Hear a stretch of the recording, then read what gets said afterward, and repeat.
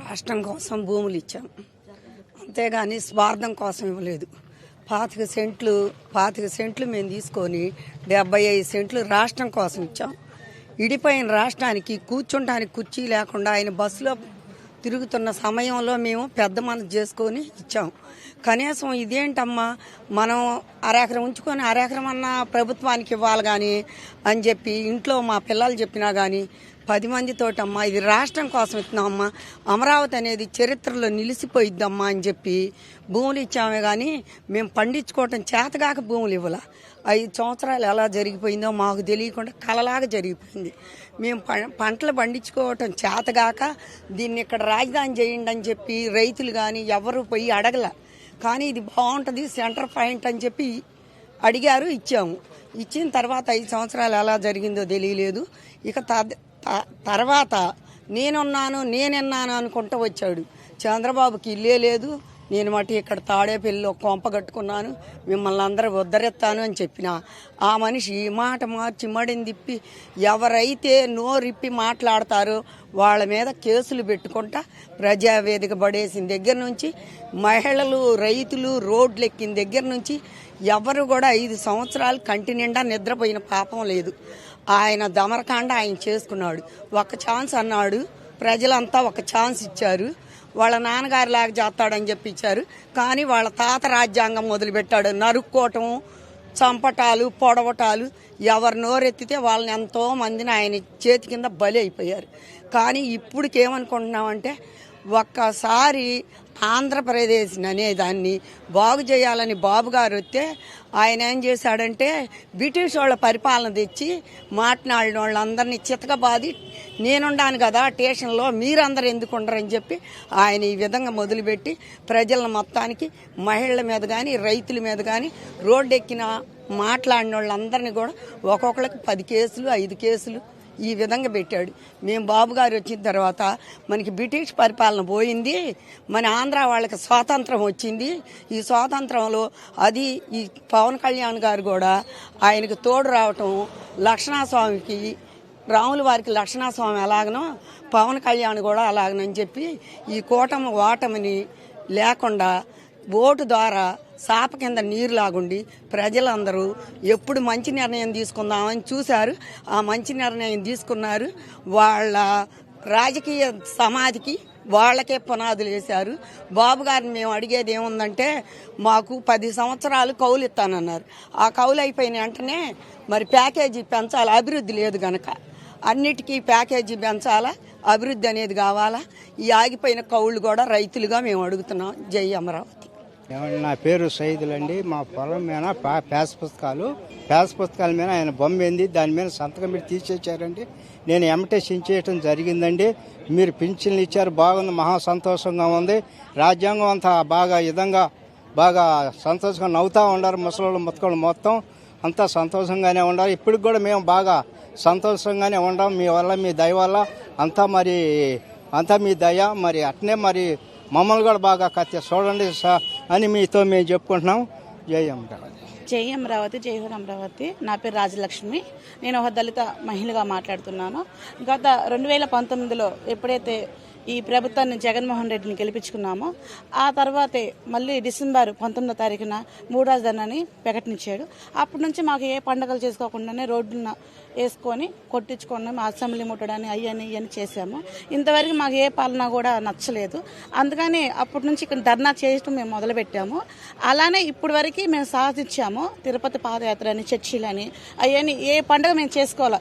ఇప్పటి వరకు అన్ని కులాలు కలిసే ఉన్నాము. ఒకే కులం మాది, అమరావతి రాజధాని ఒకే కులం మాది, ఇంకో కులం అయితే కాదు. అలానే ఇప్పుడు అన్ని మేము సక్సెస్ చేసుకున్నాం కాబట్టి అమరావతి రాజధాని ఇక్కడ డెవలప్మెంట్ అవుతున్న సందర్భంగా అన్ని గుళ్ళకి, చర్చిలకి, మసీదులకి మేము చేయాలని, ప్రార్థన చేయాలని కోరుకుంటున్నాము. అది నిజమే గెలిచింది, అబద్ధం ఓడిపోయింది, నిజమే గెలిచింది. జై అమరావతి, జై హో అమరావతి. జై అమరావతి అండి. ముందు మీడియా మిత్రులందరికీ ధన్యవాదాలు. ఈ ఆంధ్ర రాష్ట్ర ప్రజలు 5 కోట్ల ఆంధ్రులకు కూడా తల శిరసు వంచి మేము ధన్యవాదాలు తెలుపుకుంటున్నామండి. ఎందుకంటే ఈ జగన్ గారి ప్రభుత్వం వచ్చిన దగ్గర నుంచి ప్రతి ఒక్క వర్గాన్ని, ప్రతి ఒక్క వృత్తి వాళ్ళని అందరినీ కూడా ఇబ్బంది పెట్టిన పరిస్థితులే ఉన్నాయి.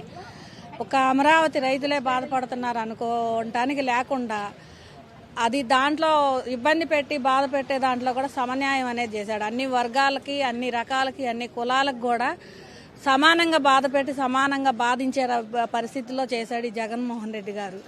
ఎప్పుడైతే బాబు గారిని అసెంబ్లీలో అవమానించి ఆయన కన్నీటికి కారకుడయ్యాడో, ఆ బోనమ్మ మహాతల్లి ఎప్పుడు జనంలో ఎక్కడ కనబడిందే లేదు మాకు. మేము ఆయన ప్రభుత్వం సీఎంగా చేసినప్పుడు కూడా మేము ఆ ముత్యాల తలంబ్రాలు పోసుకుంటా రాములవారి గుడి దగ్గర భద్రాచలంలో వాళ్ళు తలంబ్రాలు పోసేటప్పుడే ఆమెను మేము చూసింది. మళ్ళీ బాబు గారిని అరెస్ట్ చేసిన తర్వాత మేము ఆమెను బయట చూసామండి. రోడ్డు మీదకి ఇచ్చారు, ఇంట్లో ఉన్న దాన్ని కూడా రోడ్ల మీదకి ఇచ్చారు. అసెంబ్లీలో ఆవిడ గురించి మాట్లాడి కించపరిచేలాగా బాబు గారిని ఎంతో అవమానించి ఆయన ఎప్పుడైతే బయటికి పంపించేటప్పుడు ఆయన ఒక్క మాట అంటూ బయటకు వచ్చారు. నేను ఈ కౌరవ సభలో ఉండలేను, వెళ్ళిపోతున్నా. నా ప్రజలు నన్ను ఆశీర్వదించి మళ్ళీ పంపిస్తే గౌరవంగా నేను ఈ సభకు వస్తానని చెప్పి కన్నీళ్లు కార్చుకుంటూ ఆయన ఎప్పుడైతే బయటకు వచ్చారో ఆ రోజున అందరం గుండెలు పగిలేలా ఏడ్చాం. కానీ ఆ రోజున ఎట్లా బయటకు వచ్చారు, ఆ రోజు నుంచి ఈ రోజు గౌరవంగా 5 కోట్ల ఆంధ్రులు, 3 కోటి దేవతలు కూడా ఆశీర్వదించి ఆయన్ని అధిక మెజారిటీ ఇచ్చి ఆయన్ని సీఎం పదవిని చేతికి అందించి ఆయన ఈరోజు అసెంబ్లీగా అడుగుపెట్టి గర్వంగా మేము ఫీల్ అవుతున్నామండి. ఆంధ్ర రాష్ట్ర రాజధాని ప్రజలుగా పుట్టినందుకు బాబు గారు గర్వంగా వెళ్ళి ఆయన ఆ సీట్లో కూర్చొని 5 వాటి మీద సంతకాలు చేసినప్పుడు మాకెంతో సంతోషంగా ఉంది. ఈరోజు రావణాసురుడి పరిపాలన అనేది పోయిందండి, రామరాజ్యం వచ్చింది ఆంధ్ర రాష్ట్రానికి. బాబు గారు వచ్చారు, రాష్ట్రం బాగుంటుంది, అందరి బతుకులు కూడా బాగుంటాయని మేము నమ్ముతున్నాము. ఆ రోజున కూడా బాబు గారు వచ్చి అందరితో మాట్లాడి మాకున్న తాతల తండ్రుల నాటి నుంచి వచ్చిన భూమి, మా పిల్లలకు జీవనాధారమైన భూమిని మా పిల్లలకు లేకుండా చేశామని మేము ఎంతో బాధపడ్డాం ఈ జగన్ గారి పరిపాలనలో. కానీ మాకు బాబు గారు ఆ రోజు చెప్పి ఇంటింటికి మనిషిని పిలిపించి ప్రతి ఒక్క మనిషికి బట్టలు పంపించే ఉగాది రోజున కనీసం పండుగలా చేశారు. కానీ ఆ రోజున ఆయన మీద బాబు గారి మాట మీద నమ్మకంతో భూములు ఇచ్చామండి. ఉన్నదంతా ఇచ్చి ఒక్క రూపాయి కూడా మేము ఆశించలేదు. ఒక 10 సంవత్సరాల వరకు కౌళ్ళు ఇస్తామన్నారు, డెవలప్ చేసి ప్లాట్లు అందిస్తామన్నారు. ఆయన ఆ కార్యక్రమం ముగించుకునేటప్పటికే ఆయనకు టైం సరిపోయింది. కానీ ఈ ప్రభుత్వం వచ్చి రాగానే 3 రాజుల ప్రతిపాదన తీసుకొచ్చి మమ్మల్ని హింసించి మా గుండెల్లో గుణపాలు దించాడండి. మా బిడ్డలకు భవిష్యత్తు లేకుండా చేసుకున్నాం మేమని ఎంతో అల్లాడిపోయినందుకు ఇప్పుడు రాష్ట్ర ప్రజలంతా ఇచ్చిన తీర్పు, దేవతలు దీవించి పంపిన ఈ తీర్పు బాబు గారికి మళ్ళీ కూడా ఆయనే సీఎంగా రావాలని మేము కోరుకుంటున్నాం. ఈ రాజధాని ఎంతో ఘనంగా ఆయన అభివృద్ధి చేస్తారనే ఒక నమ్మకం మాకుందండి. జై అమరావతి, బిల్డ్ అమరావతి. ఈ 5 సంవత్సరాల నుంచి ఎంత నరకం చూసాము, అంత నరకం చూసాము. మేము చేసింది మా దేవుడు ప్రతి ఒక్క దేవుడికి మేము మొక్కుకున్న మొక్కులే కానీ మొక్కులు లేవు. మమ్మల్ని రోడ్డు పాలు చేసినందుకు దేవుడు ఇలా మంచి తీర్పు ఇచ్చాడు. ప్రజలందరూ కలిసి మా మొర ఆలకించారు కాబట్టి ఇవాళ అమరావతి అనేది నిలిచింది. కాబట్టి ప్రతి ఒక్కళ్ళకి పేరున ధన్యవాదాలు.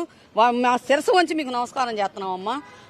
మీరు చేసిన మేలు ఎట్టి పరిస్థితిలో కూడా మేము మర్చిపోయేది కాదు. మీ బిడ్డల కోసం మేము ఇచ్చినందుకు మాకు ఎంతో మేలు చేశారు. అందరం బాగుండాలని, రాష్ట్రం బాగుండాలని బాబు గారిని అనుకోనంత గొప్పతనానికి ఎత్తారు. ఆ గొప్పతనం అందరి ప్రజలది, మాది ఒక్కరిది కాదు, అందరిది. కాబట్టి అందరికి పేరున ధన్యవాదాలు.